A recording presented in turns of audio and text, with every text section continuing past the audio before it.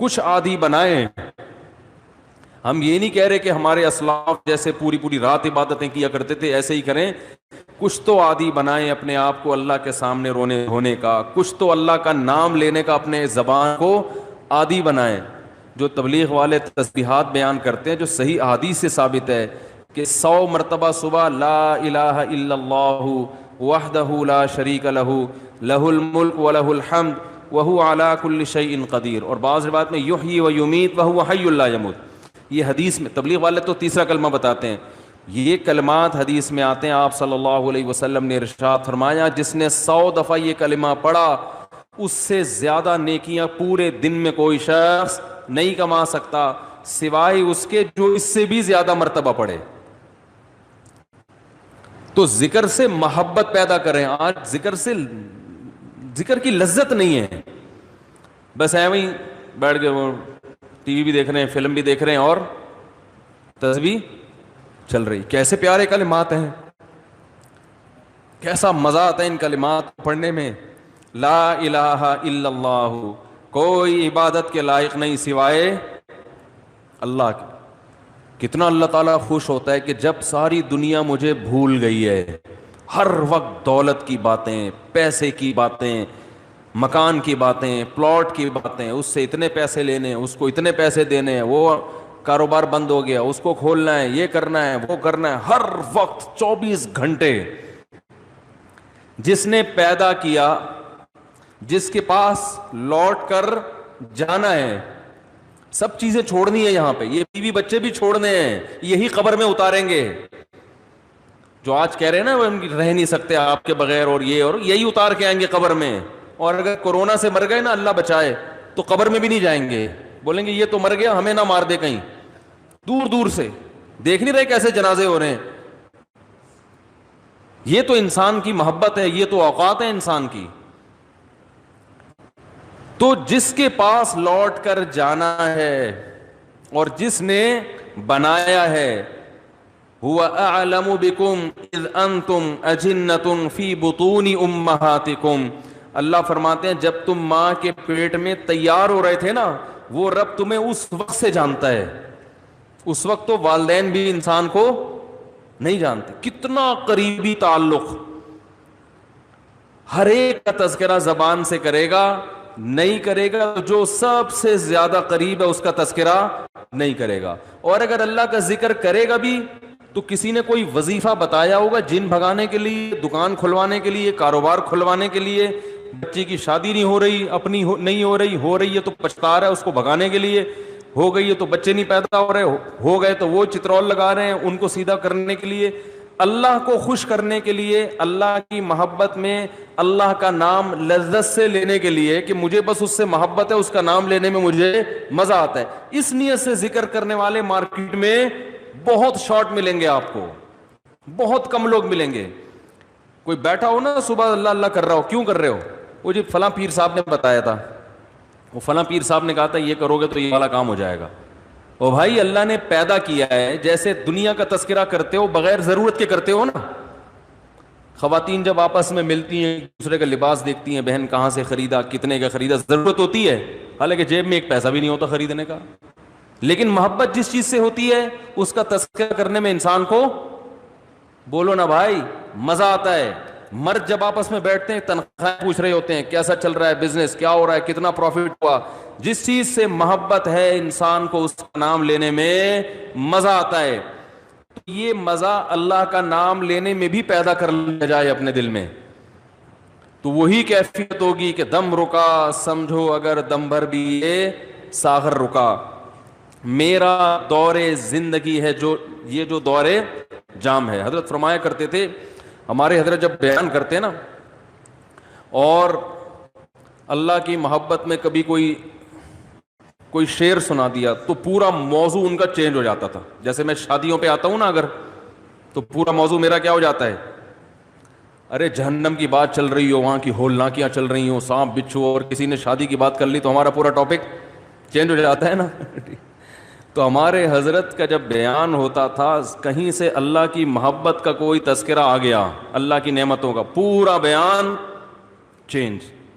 اور پھر حضرت فرماتے تھے کہ کچھ نہ، پھر یہ شعر پڑھتے تھے، کچھ نہ رستے کا پتہ ہم کو نہ منزل کی خبر، کچھ نہ رستے کا پتہ ہم کو نہ منزل کی خبر، جا رہے ہیں جس طرف ہم کو لیے جاتا ہے دل.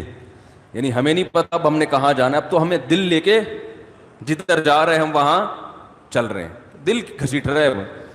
تو اللہ کی محبت میں یہ حال کہ اب دل جہاں لے کے جائے گا وہاں، تو دل تو یہی کہہ رہا تھا بس اللہ کا تذکرہ کرو بیٹھ کے.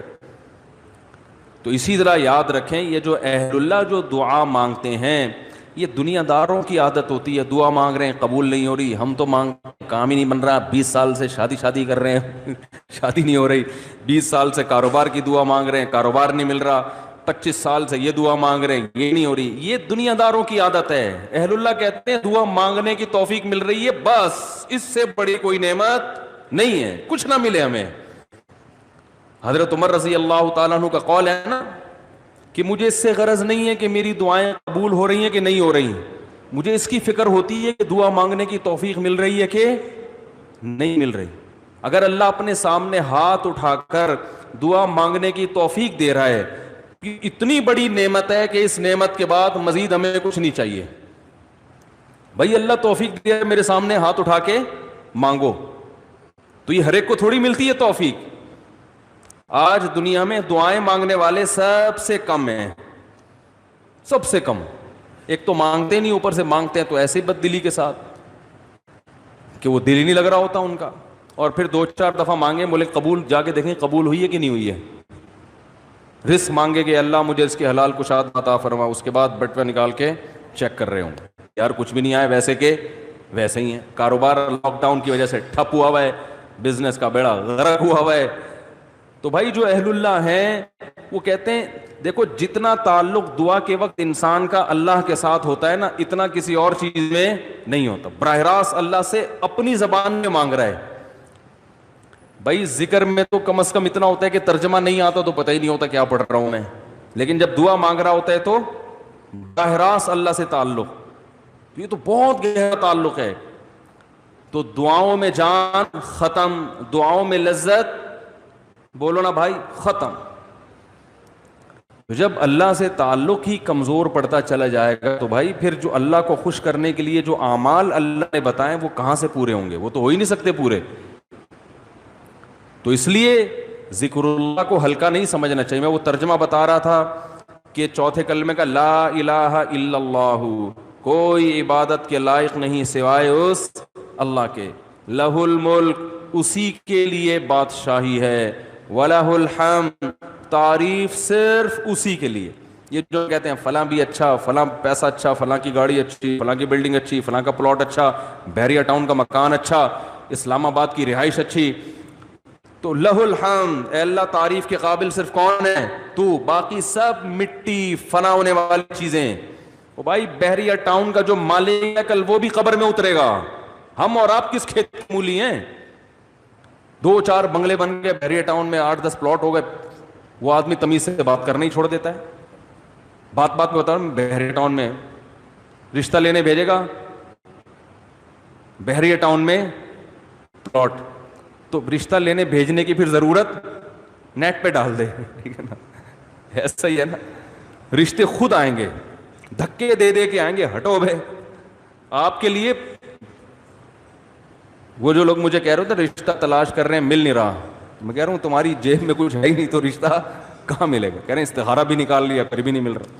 استخارہ نہیں نکالو، پیسے نکالو، پیسے نکالو گے تو رشتہ ملے گا. اور اگر پیسے نہیں ہیں تو پیغام بھیجو، صبر کرو، اگر کوئی قبول کرے ٹھیک ہے، نہیں کرے تو صبر کرو. دنیا مسافر خانہ ہے بھائی، 4 شادیاں کرنی ہیں، لیکن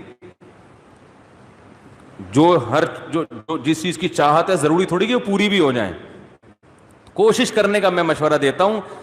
شادی ہو بھی جائے گی اس کی کوئی گارنٹی نہیں ہے، اور ہو کے نبھا بھی پائیں گے اس کی بھی کوئی گارنٹی نہیں ہے. اب لیلۃ القدر میں شادی پھر شروع ہو گئی، تو مسائل یہی چل رہے ہیں نا. تو اللہ نے اللہ کا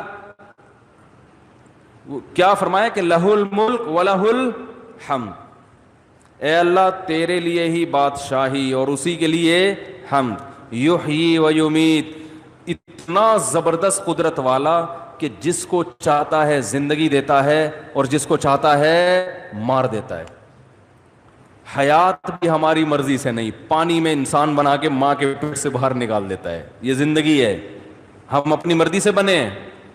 اور ایسے تصرف جانے کا ارادہ ہوگا نہیں, لیکن اللہ لے جائے گا. کیسی ایڑیاں رگڑو, یہ جتنے لوگ دنیا سے گئے ہیں یہ اپنی مرضی سے تھوڑی ہیں.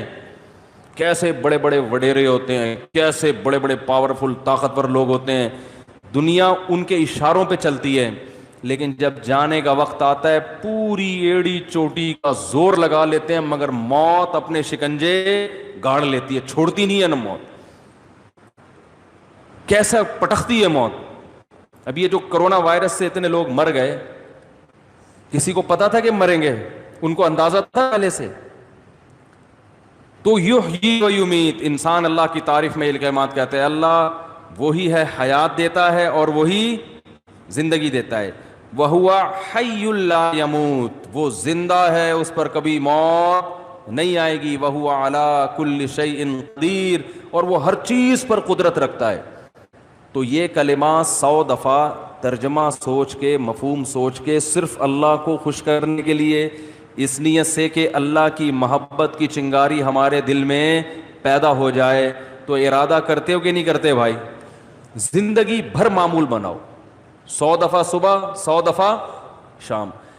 شیطان کیا کرے گا کہ جب آپ بیٹھو گے تو دل نہیں لگے گا آپ کا.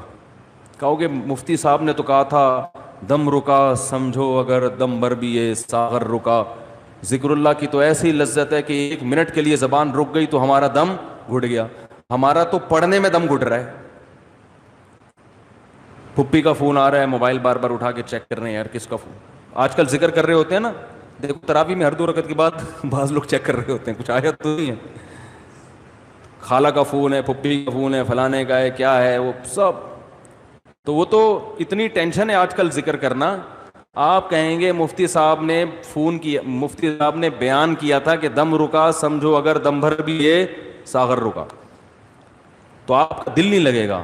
تو چھوڑنا نہیں ہے, دل لگے یا نہ لگے, تھوڑے دنوں کے بعد اس کی لذت دیکھو. ٹیسٹ گین کرنا پڑتا ہے نا.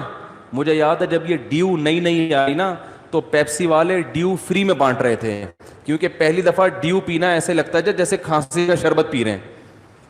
ایسا ہی تھا نا, لوگ نہیں پی رہے تھے, انہوں نے فری بانٹی. ہماری قوم ایسی ہے, فری میں آپ بلیچ بھی پلاتے ہیں تو پی لے گی. بھائی فری ہے نا, پیسے تھوڑی خرچ ہو رہے ہیں. تو لوگوں نے فری میں پینا شروع کرتے کرتے اس ٹیسٹ کے کیا ہو گئے, بولو نا یار, عادت پڑ گئی اس کی. تو لت لگانی پڑتی ہے, ٹیسٹ گین کرنا پڑتا ہے. ابھی کبھی اللہ کا نام لیا ہی نہیں ہے زندگی بھر, لیا بھی ہے تو ایسے ہی کوئی قوالی میں لیا ہے, قوالیوں میں لے رہے ہیں اللہ کا نام. تمیز بیٹھ کے اللہ کا نام لینا, اس کا بھی ایک ٹیسٹ ہے. کیونکہ غلط چیزوں کا ٹیسٹ اتنا زیادہ, دیکھو جو ڈبے کے دودھ کے عادی ہوتے ہیں نا بچے, ان کو آپ بھینس کا خالص دودھ پلاؤ الٹی کر دیں گے. وہ ان کو اس میں سے بدبو آ رہی ہوتی ہے, حالانکہ وہ بدبو نہیں بلکہ خوشبو ہوتی ہے. بھینس کے دودھ میں بدبو ہوتی ہے, خوشبو ہوتی ہے, خوشبو ہے. میں سعودیہ گیا نا, 2 مہینے کا ویزا تھا میرا, تو 2 مہینے میں نے بھینس کا دودھ نہیں ملا, ڈبے کا ہی پیتے رہے. حالانکہ وہ بھی یہی ہوتا ہے, لیکن ایک پروسیس سے گزر کے پتہ نہیں اس میں وہ ذائقہ ہی نہیں تھا. جب میں یہاں آیا کچن میں جاتے ہی میں نے جیسے ہی دودھ کی دیگچی کا ڈھکن ہٹایا ہے, جو خوشبو کے جھونکے آئے ہیں, میں نے کہا یار کیسا پیارا دودھ ہمیں اللہ نے دیا ہے. فوراً گلاس بھر کے پیا, اتنا ذائقے والا دودھ ہے یہ. تو جو ڈبے کے دودھ کا عادی ہو اسے بھینس کا دودھ پہلے 1 چمچ پلاؤ, دیکھو الٹی تو نہیں کر رہا, پھر 2 چمچ, آہستہ آہستہ آہستہ آہستہ, پھر اسے ایسا چسکا لگے گا کہ ڈبے کا اس کو اچھا نہیں لگے گا. جس بچے کو دیسی گھی کھانے کی عادت نہیں ہے تو اسے آہستہ آہستہ دیسی گھی چٹانا پڑتا ہے. تھوڑے دنوں میں دیسی گھی کی لذت سے مانوس ہو جائے گا, پھر اسے یہ دوسرا گھی اچھا نہیں لگے گا. اور اب زیتون اتنا کھاتے ہیں, انہیں زیتون نہ ملے تو مر جائیں. ہمارے یہاں زیتون کسی کو کھلاؤ وہ کہتے ہیں یہ کیا کڑوا. تو ایسے ہی یاد رکھو, انسان اپنی زبان کا ذائقہ خراب کر دیتا ہے. تو اللہ کا ذکر کرتے کرتے کرتے کرتے کیا ہوگا, ٹیسٹ گین ہو جائے گا. آپ کو پتہ ہے جو آزان سننے کے عادی ہیں ان کو یورپ میں امریکہ میں بڑی ٹینشن ہوتی ہے کہ بہت دنوں سے آزان کی آواز نہیں سنی، کیونکہ ان کے کان اس تیز کے عادی ہو چکے ہوتے ہیں، فضاؤں میں اللہ کا نام گونجتا ہوا سنائی نہیں دے رہا۔ جب فجر کے وقت خاموشی ہوتی ہے نا، کیسے مختلف مسجدوں سے اللہ کا نام فضاؤں میں گونجنا شروع، ادھر سے آواز آتی اللہ اکبر اللہ اکبر، ادھر سے آواز آتی اللہ اکبر اللہ اکبر، ادھر سے آواز آتی ہے۔ ہم اس تیز کے عادی ہو چکے ہیں، ہمیں یہ آواز اگر نہ آئے تو ہماری طبیعت میں بے سکونی ہوتی ہے۔ ہمارے کزن ایک امریکہ میں ویڈیو کال پہ بات کر رہا تھا ان سے اسکائپ پہ، تو میرا گھر تو مسجد کے بالکل اوپر ہے، اذان کی آواز بہت تیز آتی ہے الحمدللہ۔ تو میں جب بات کر رہا تھا، بات کرتے کرتے عشاء کی اذان ہو گئی، تو وہ اذان کی آواز ان کو ہی کہہ رہے ہیں آج میں نے 10 سال کے بعد براہ راست اذان کی آواز سنی ہے، ان کو سکون مل رہا تھا۔